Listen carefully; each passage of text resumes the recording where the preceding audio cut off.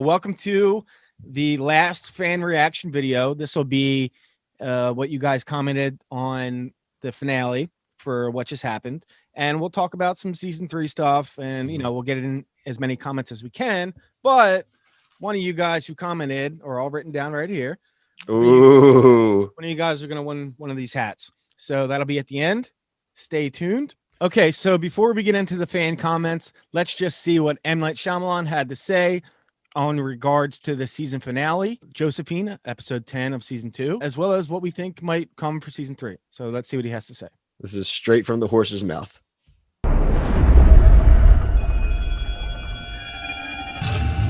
In this second season, figuring out the end of the series. That was a big thing this year. And I can feel where we are. The GPS inside me is telling me we're here on the road to the end. Mr. Turner, may I come inside? Who are you? Aunt Josephine. When something happens in the cult and they can't handle somebody, when someone goes rogue and leaves the cult, Aunt Josephine comes. I need to see Leanne. She's in desperate need of my help. She comes in when everything goes wrong. She's the cleaner. And once you meet Aunt Josephine, that's usually the end.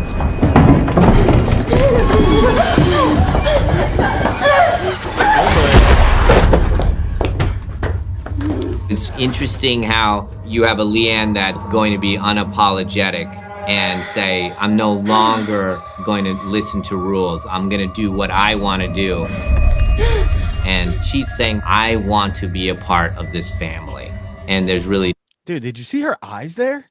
Yeah, I mean, I do love that this show really, especially with like Shyamalan doing these things, he really does point us right in the direction. And then we all expected this, but I mean, her desperation, obviously that cult was not a place she was happy in. And now the Turners are her new cult. And basically what they allude to, and she'll show this shot here at the end. We saw at the end of the season with the lights turning out. And we've been calling her Wanda Maximoff, insert powerful female character we've had in any kind of literature, but it seems like it'll be all happy-go-lucky maybe for a few episodes, and then unfortunately I think we're going to start getting crazy eyes. All right, let's see what the rest of this is. Part of this family, and there's really no way you can get me out of this family. Vanity is a sin, Aunt Josephine. You're learning what the show is about, and I think by the end of the season here, we wanted you to feel like, wow, this family just made a deal with somebody that they should be afraid of. I can feel the dark thing in me getting bigger.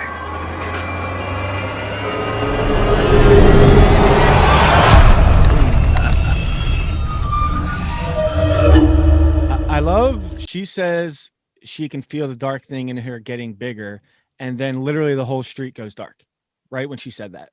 I mean, he literally just said, we wanted you guys to know what the point of the show was. Next line, be careful basically who you make a deal with. So the idea is they have this terrible loss, and the loss of their son Jericho, a loss in their relationship really even was, I'd say, the loss of probably even Dorothy going to kill herself, and that's been her stance for a while. But there's a price to pay. There are some deals you should not make. Dude, next season I have no clue, and I just had this idea, since Servant has been what people come and enjoy on this channel, that we keep people updated. If we find something out about season 3, we post it. Definitely. And we just do like a couple videos between now and between season 3. So as I said, if you commented during that video, you get a chance to win one of these hats. So good luck. It could be one of you guys that's been commenting all along, or it could be someone new. That was the deal for that. But that's not going to be our last giveaway. And what's cool is this is from our first batch of merch ever. So it's,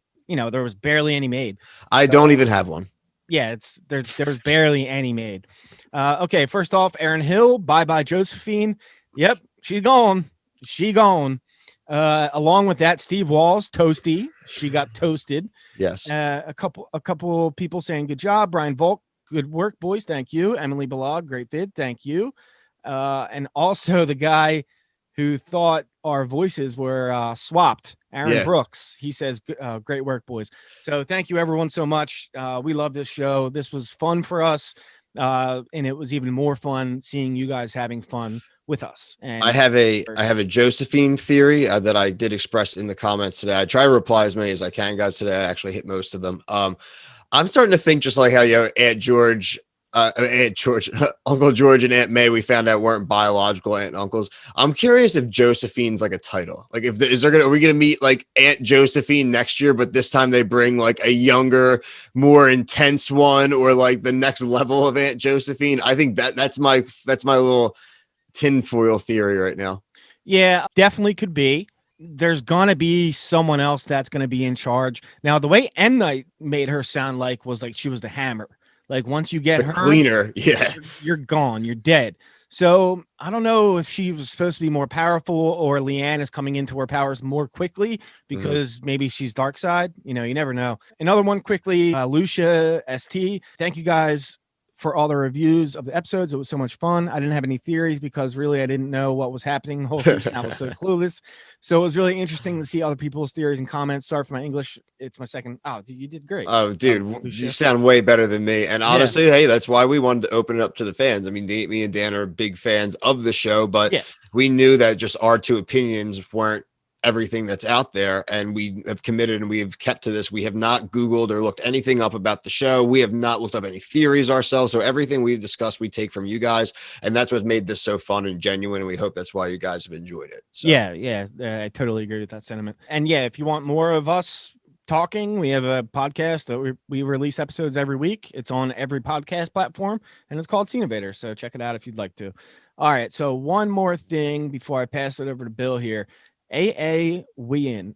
He says we got something wrong. You got one thing wrong. Dorothy didn't remember. Her husband manages to convince her not to commit suicide by telling her that Jericho could be back and then she would be dead in that event. Had she remembered that she had killed him inadvertently, that would left her cold. She also never put on the onesie out of intuition because that would trigger the memory. See, that's a confusing one here. I think this could have been taken either way. Now, you did record with this guy, so where are you at with this? Do you think she remembered? I do. I mean, she locked herself in the room. It seemed like she was ready to do it. Maybe she was not as quick to do it like she said she would. In the moment, Dan, I was 100% on board with you. That's why I expressed that sentiment last week. I did go back and rewatch a few days ago, and to me, it more her realization. She was in the room. She was depressed. They're saying these things, but to me, more so, it was just she came to the realization that that Sean had been right. Like, she has to do something. Basically, she's either going to die or do something. So I think in that moment, her realization was to live. And then I think in turn, then what she ends up seeing happen with Leanne and getting Jericho back, she sees that as almost validation, as like she saved the day. She almost, in a way, like you said, she was at the precipice. And that's why I got so pissed off at Sean later on, that he was bringing her back to the precipice. Yeah. And it seems in that last second, even though we've all been waiting for that moment, I have to agree with the commenter, because I think in that moment she did put her shield back up, even for that moment, just to go and save someone that she cared about, and she was rewarded by it. But I could be completely wrong there. That's just where I sit with it now. What's interesting about the show is that we could go a handful, half a season next season without actually getting that question answered. They're just going to go back. I think we're going to pick up and they're going to kind of be business as usual in their happy world. Kind of, again, I make the joke, but a lot of WandaVision kind of parallels. They might be in their sitcom world for the first 2 episodes, and we'll start to see the cracks, and we might not even know if she knows or not. Yeah. I think it's an awesome thing to debate. Yeah, it's going to be something that's going to be an ongoing theme. I think she'll eventually come to terms with it. Maybe she comes to terms with it with this, Jericho 2.0. Maybe she's like, you know what, we got a second chance here. We don't know. Who knows? One more thing before I kick to you, I forgot. Steel 510 Rain, you've been great this whole time. You've been commenting, being part of the community this whole time. I couldn't write your name in here a couple times, sorry, but you got just as good of a chance as anyone else. But he says, I love this episode. I wasn't sure after all this time that they were going to go full horror, but that just happened. Got to watch Awesome. again, process, and come back for Wednesday. Sorry, it was Thursday this week. You guys have been an awesome companion, I'll just say, to the season. Thank you. Again, thank you so much. Like seeing comments like this, It's so cool. It's great. You know, I've been in the podcast game for almost 4 years, but YouTube, I'm very new to. So seeing all these comments, I really appreciate it. Thank you so much. So Bill, tell us about this situation with Jericho. So I think the other big point of debate, obviously besides the fact, does Dorothy know? It is the idea, was Jericho and the doll one and the same? Now, we came to the opinion last week that Jericho 2.0 and the doll are one and the same, not the original Jericho. So NM commented, Jericho and the doll are not one and the same. So we kind of wanted to present the other side of the argument, or at least another point to kind of consider. Mm-hmm. So let me just get up to there. That would be TNLW. Again, someone else has left a lot of awesome comments, yes, so we appreciate it. Jericho 2.0 is the doll brought to life. You never see Jericho 2.0 and the doll in the same scene. Julian did see dead Jericho 1.0 in the afterlife when he died momentarily, so at least that's his theory. Josephine came to wake Dorothy and take Leanne away. She handed Dorothy the same outfit that Jericho was wearing in season 1, episode 9, when Dorothy forgot him in the car. When Dorothy smelled the outfit, she remembered and doubled over to the floor. The Turners are now accessories to murder with a body hidden in the wall of their house. How did that not smell? How did the smoke alarms not go off? Yeah, I thank you. That's a great point. Just to make the quick comment on the body, I was more concerned how she got the body in there, but the smell is definitely. I hope the smell is like a thing next season, and like Sean still can't smell or something, but like she smells it. I would love for like a nice flip where like she's on to something like crazy and he's not at all. He's known what's been going on a little bit. She hasn't. I'd love to see that flipped a little bit. Zosa Page also chimed in on this topic. Jericho is back with that little face. And who was Julian talking about when he OD'd? So is Jericho the doll, or is the doll Jericho? Will Dorothy ever face the truth? So all common themes of things we want answered. Real quick, Claudia Irene, somehow I think that Lan is Lucifer, a fallen angel. We've had someone say that before. Yep. Albert J, insanely good ending. Your review spot on in that reaction. He's talking about your reaction, Bill. So we're going to do that more. Record ourselves watching the episode and then pop it in. I think that was really fun. Tripper, get him. I thought season 2 finale was great. I was a bit worried going in because I was disappointed by the season 1 finale. I think people could have been disappointed by the season 1 finale because it didn't really give it was a cliffhanger, you know, but we were all confused at that point. So I wasn't disappointed, but I can see how you were. Mary Termini, the Jericho at the end of the season, at the episode, is smaller and younger than Jericho last season. I'm going to have to go through and frame by frame that. I mean, that's tough with the babies, though, too. It's obviously a different baby. The other baby's grown by now. Not discrediting it. I mean, this is a show that does have attention to detail, but you just don't know if that's just a kind of a scheduling thing. Exactly. A family, you know. Exactly. And it could just be a red herring. Kenzie J, you've also been great. Thank you. My reactions are as follows. Now, this is very long, so I'm only going to say a little bit of it. I noticed 2 things in the ritual video. First, the guy says the ritual has to be done in the proper order for the death, or the death might not stick. This tells me both that whatever the church's members are, they sure aren't human, and that Aunt Josephine might not stay dead. Leanne didn't do the music part, the first step. True. Second, the guy also says there were 4 steps. We're only shown 3, as it is implied that the blinding and cutting are part of a single step. So, you know, great points here, Kenzie. We don't know. So we know there's a ritual, right? Yeah. But we've never seen the ritual full through and then the aftermath. We've only had guesses on, this person was brought back to life. But I do agree with you. I do not think they are human. I don't. There's something up. I really don't. Okay, so talk about Andy talking about the training video. And obviously we are going to touch on our buddy, Andy Moody. Been very, very consistent this season. We've been happy to kind of highlight his theories, her theories, whoever. And we want to go with a funny one here. So, okay, everyone's talking about the training video being like the Lost vid, but did anyone notice at the end it being like a nod to The Office? The same pulling away shot that the Dunder Mifflin commercial had, with them standing out from the building and waving at the camera. So, you know, they're talking about this. Yeah, right. In their parking lot waving. And that was where Michael Scott wanted to direct the episode himself, and he was able to direct 5 seconds in the TV commercial. That's a great comparison. I love that. But yeah, I think everyone kind of saw that after we recorded. all I saw on Twitter was, oh, Dharma. Like, that's all I saw. Yeah, So a lot of yeah. people caught that. All right. Lastly, before we give away this hat, not this one, it'd be a fresh one. Mary Termini, you're new. Thanks for commenting. Aunt May must have had another sacrifice ritual on her calendar. LOL. Yeah, because she had to have something messing with her schedule because she was nowhere to be found. Well, And the sports books opened in Pennsylvania last year, so I think Aunt May just got caught up at like the Sugar House, or or down now at the old new casino. So, I mean, she was led up, built up to be this huge character, and then I mean, maybe she still will be, but we got Aunt Josephine out of nowhere. But a lot of times that happens with scheduling conflicts, then they'll bring someone else in. I mean, that's how Mike Ehrmantraut became a part of Breaking Bad.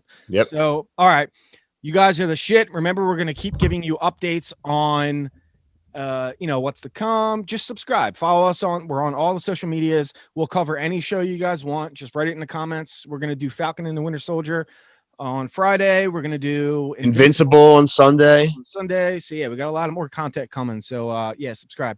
And speaking of that, most 7 recent subscribers, thank you so much.